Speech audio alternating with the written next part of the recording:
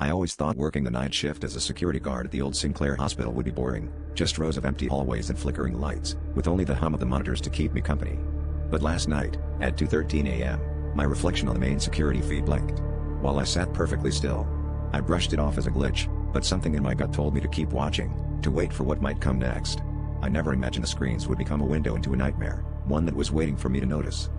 The Sinclair Hospital had been abandoned for years, the city too afraid to tear it down after the fire that gutted half the East Wing. My job was simple: monitor the cameras, call in trespassers, and record anything unusual. But unusual took a new meaning when the monitors started showing me walking the pediatric ward, an area I hadn't entered that night.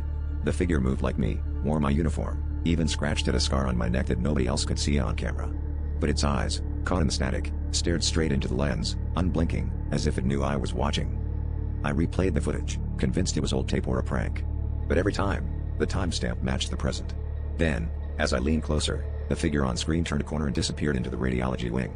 That's when the lights in that exact hallway flickered on in real time, even though the circuit was supposed to be dead. The radio on my desk crackled to life, and through the static, I heard my own voice whisper, "Come find me." The hospital suddenly felt smaller, every quarter pressing in, echoing with the promise of something watching from the shadows. I froze as the monitors all switched to one feed, the security room, my room. From behind my chair, I could see my own back on the screen, and a reflection in the glass showed something, standing right behind me, their face split in a too-wide smile. I spun around, but the room was empty.